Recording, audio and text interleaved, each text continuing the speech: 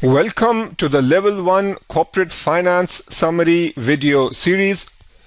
This video is a summary of the reading on the Corporate Governance of Listed Companies, a manual for investors. This is a little bit difficult in the sense that the curriculum doesn't give you too many questions, and I think one thing that you can do is just follow along with me and try to learn at least everything on these slides. If you do that, then there is a good chance that you'll be covered.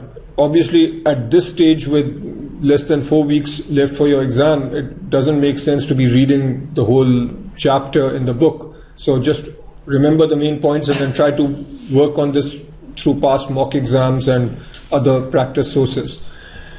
The definition. Corporate governance is the system of internal controls and procedures by which individual companies are managed.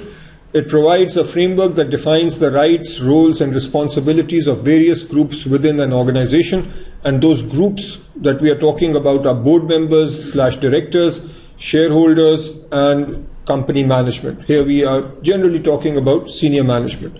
This definition is extremely important, and I'd encourage you to remember the definition. Good corporate governance seeks to ensure that board members act in the best interest of shareholders, company acts in a lawful and ethical manner, shareholders have the right to participate in the governance of the company and receive fair treatment, rights of shareholders and other stakeholders are clearly delineated and communicated, board and its committees are structured to act independently from management, and appropriate controls are in place covering management's activities. So these bullet points are also important.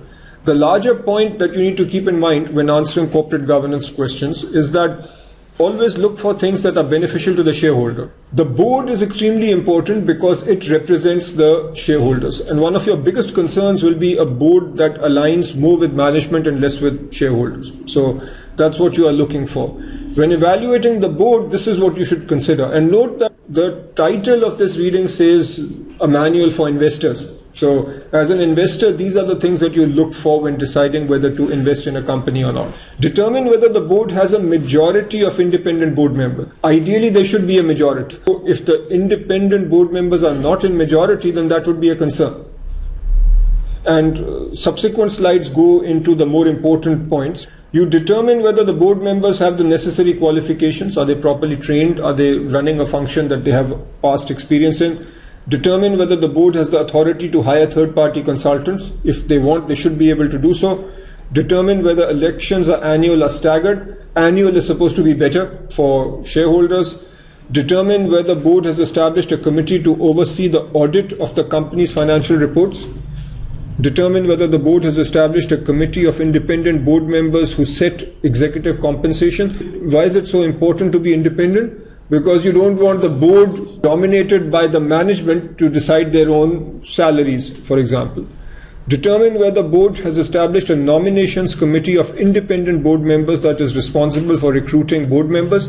And this nominations committee will also recruit the CEO. All right, independence is extremely important. And I'll not read through this, but I want you to do so.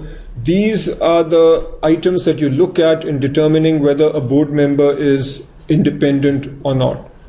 When evaluating board independence, investors should determine whether the independent board members constitute a majority. In fact, a best practice is that independent board members should be 3/4 of the board or more. Independent board members meet regularly without management presence. You want that to happen. The board chair is also the chief executive. You don't want this to happen. In practice, it's quite common, but according to corporate governance best practices, the chairman of the board should not be the CEO. Board members are aligned with company suppliers, customers, or management. So this also ideally should not happen. These are the things you are looking for.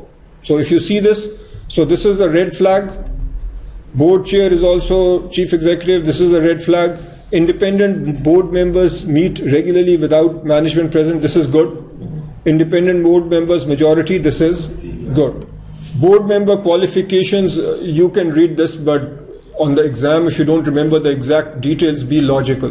Obviously, If you have a board member running the audit committee and he does not have any finance background, that clearly is not a good thing. The audit committee's primary responsibilities is to ensure that the financial information reported by the company to shareholders is complete, accurate, reliable, relevant, and timely.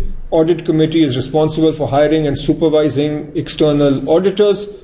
Investors should determine whether all board members serving on the audit committee are independent, extremely important. All committee members are considered financial experts. Committee has authority to approve or reject non-audit engagements with an audit firm. This is important. When you engage with an audit firm, typically that audit firm will also have other businesses such as risk advisory, for example. Now, if you engage them for audit work and you also engage them for risk advisory, then what is the issue? In order to get more risk advisory work, the audit firm might overlook some of the issues in your financial statement. So what the audit committee needs to do is maybe take a tough position and limit any non-audit work given to your audit firm. You should also check whether the committee has unimpeded access to internal auditor. So if the committee wants, they should go to the internal auditor without the approval of the CEO or CFO or any manager in the company. Remuneration Compensation Committee, this is fairly self-evident. I want you to read this. This obviously should consist of independent board members. And the same holds true with nominations. This also should largely be independent board members. If I were to pick the most important theme across the board, it is independence. So obviously try to learn everything, but that independence of the board is perhaps the most important element in corporate governance. Coming now to management. So what do you look at? Determine whether the company has adopted a code of ethics. Determine whether company allows insiders to use company assets for personal reasons. Is this good or bad? Obviously this is bad. Determine whether management compensation is reasonable. Determine whether incentive structure of management is aligned with shareholder interest, and so on. So note that all these are fairly common sense. Read them a few times and then on the exam, when all else fails, use common sense. Code of ethics. A company's code of ethics sets standards for ethical conduct that are based on principles of integrity, trust, and honesty. When evaluating a company's code of ethics, investors should determine whether the company gives the board access to relevant information in a timely manner, has an ethical code which is enforced, and so on. Make sure you read this a few times. And then we come to shareholders. So note, we've talked about the board, we've talked about management, and now we are talking about the third critical set of stakeholders, which is the shareholders. When evaluating shareholder rights, consider the following. Now, what is the larger picture here? You are determining whether to become a shareholder. So you are a potential investor. Determine whether shareholders can vote without attending meetings. Is this a good thing? This is a good thing. You want, as a shareholder, to be able to vote without being there. If you are asked to show up at the company headquarters every time and only vote then, how many people would go to the shareholder meeting? Hardly anyone. So remember, you always want things that make your life as a shareholder easier. So with that in mind, you can now read the rest. But I'm trying to give you the principle because on the exam it's very hard to remember every bullet point, but it's easier to remember the principles. Shareholder voting. When analyzing the ownership structure of a company, investors should consider whether there are different classes of shares and how voting rights differ between them. So there are different classes of shares and how voting rights differ between them. Shareholders with inferior voting rights are protected, and so on. There is this concept of cumulative voting, which is a good thing. We'll talk about this in more detail in equity, but cumulative voting gives the small shareholder more rights.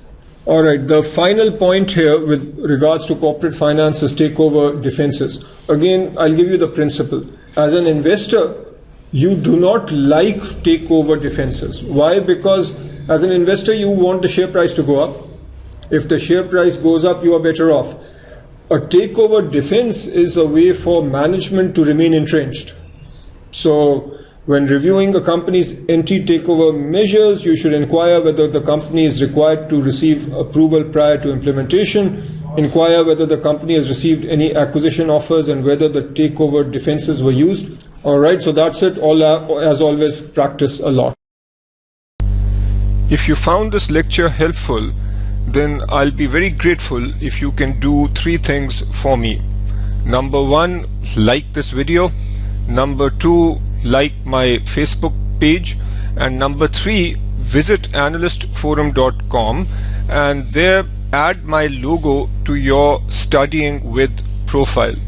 You can see this slide for help on how to do that. Thank you very much and good luck with your studies.